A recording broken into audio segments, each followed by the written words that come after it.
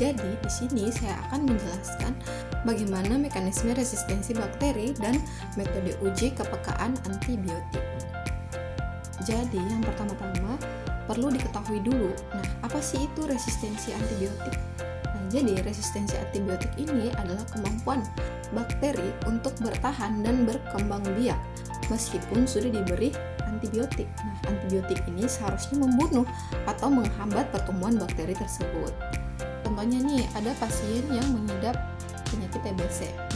Si pasien ini diberikan antibiotik, tapi karena dia ini sering lupa untuk meminum obatnya atau bahkan dia tidak menghabiskan pengobatannya, maka akibatnya bakteri yang ada pada pasien tersebut menjadi kebal atau resisten terhadap antibiotik tadi, yang akibatnya si pasien ini harus meminum obatnya dengan lebih banyak dan lebih kuat, bahkan bisa sampai bertahun-tahun. Selanjutnya mekanisme resistensi bakteri. Jadi mekanisme resistensi bakteri ini dibagi menjadi 4. Yang pertama ada infeksi antibiotik, kedua ada perubahan target, ketiga ada penurunan permeabilitas, dan keempat ada efflux pump. Mulai dari yang pertama tadi, yaitu ada infeksi antibiotik. Jadi infeksi antibiotik adalah bakteri ini bisa menghasilkan enzim yang merusak antibiotik. Contohnya seperti enzim beta-laktamase yang memecah struktur antibiotik dari penisilin. Yang kedua, perubahan target. Jadi antibiotik ini bekerja dengan menempel pada bagian target di bakteri. Tetapi jika si targetnya ini berubah bentuk, maka antibiotiknya ini tidak dapat bekerja. Contohnya, mutasi pada ribosom yang membuat antibiotik mikrolida ini tidak dapat bekerja dengan efektif. Pokoknya seperti itu. Jadi sudah terjadi mutasi pada ribosom atau perubahan bentuk target yang menyebabkan antibiotik makrolida ini sudah tidak efektif lagi dalam bekerja. Selanjutnya, mekanisme resistensi antibiotik yang akan kita bahas adalah penurunan permeabilitas dan efflux pump. Jadi, kedua mekanisme resistensi antibiotik ini bekerja untuk menghambat antibiotik yang telah berhasil masuk atau yang terdapat dalam sel, sehingga menghambat cara kerja dari antibiotik ini. Yang pertama kita bahas dulu penurunan permeabilitas, di mana bakteri ini menutup pori-pori sehingga membran antibiotik sulit masuk ke dalam sel. Permeabilitas adalah kemampuan suatu zat, termasuk antibiotik, untuk melewati membran sel bakteri. Misalnya nih, terdapat lapisan membran luar yang memiliki pori-pori kecil yang disebut porin. Antibiotik ini umumnya melewati porin ini untuk masuk ke dalam sel. Namun bakteri ini dapat merubah atau mengurangi jumlah porin di membran luarnya. Ketika jumlah porinnya ini berkurang, maka jalur masuk antibiotik ini menjadi lebih sempit, bahkan tertutup sama sekali. Akibatnya antibiotik tidak dapat masuk dalam jumlah cukup untuk mematikan si bakteri tadi atau untuk menghambat pertumbuhan tadi, karena bakteri sudah menutup pori-pori di porin tadi atau mengurangi jumlah porinnya, yang mengakibatnya jalan masuknya antibiotik ini menjadi sempit pada bakteri Pseudomonas aeruginosa. Terjadi penurunan porin OPRD yang menghambat masuknya antibiotik. Dengan demikian penurunan permeabilitas ini merupakan bentuk penghalang fisik yang membuat antibiotiknya ini sulit masuk untuk menembus pertahanan si bakteri. Selanjutnya ada efflux pump. Jadi beberapa bakteri memiliki pompa khusus yang membuat antibiotik keluar dari sel sebelum antibiotiknya ini bekerja. Contohnya bakteri E. coli yang memiliki gen aktif yang memompa keluar antibiotik tetrasiklin. Jadi seperti itu. Jadi di efflux pump ini memiliki pompa khusus yang membuat antibiotik ini tidak sempat bekerja karena sudah dipompa keluar oleh si bakteri tadi. Selanjutnya metode uji kepekaan antibiotik. Perlu diketahui dulu apa sih itu uji kepekaan antibiotik.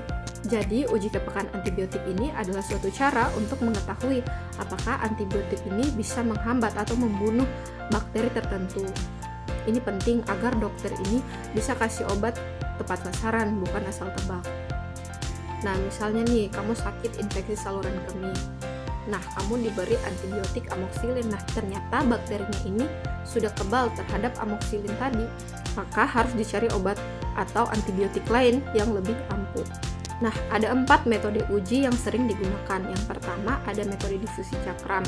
Yang kedua metode dilusi. Yang ketiga ETES. Dan yang keempat metode otomatis. Mari kita bahas satu persatu. Mulai dari metode difusi cakram atau disk diffusion.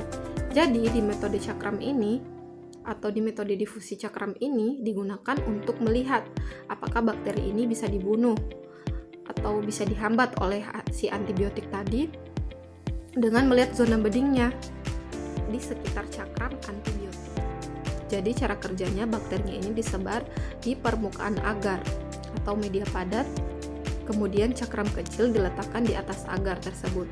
Nah, antibiotik ini menyebar ke sekitar permukaannya dan menghambat pertumbuhan bakteri. Setelah diinkubasi, maka akan terlihat zona bening atau zona hambat di sekitar cakram. Semakin besar zona beningnya, maka semakin peka antibiotik itu terhadap bakteri tersebut. Jika tidak ada zona bening, berarti bakteri tersebut resisten atau kebal terhadap antibiotik. Jadi yang kedua metode dilusi. Metode dilusi ini digunakan untuk mencari tahu seberapa sedikit antibiotik yang masih bisa untuk menghambat pertumbuhan bakteri. Nah, jadi antibiotik ini diencerkan bertahap. Misalnya dari kental, sedang, encer, ataupun sangat encer. Setelah itu lalu dicampur dengan bakteri. Dilihat pada tingkat mana bakterinya ini berhenti tumbuh, apakah kental kah ataupun sampai ke sangat encer.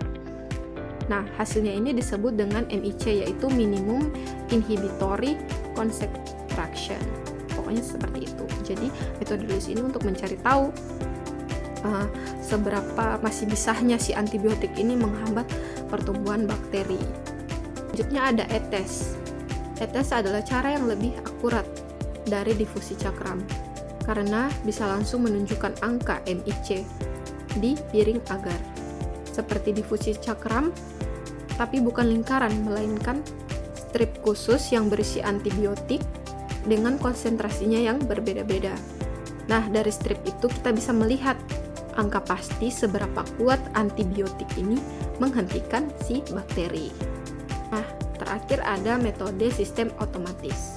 Metode ini menggunakan alat canggih otomatis untuk menguji banyak bakteri dan antibiotik secara cepat dan akurat.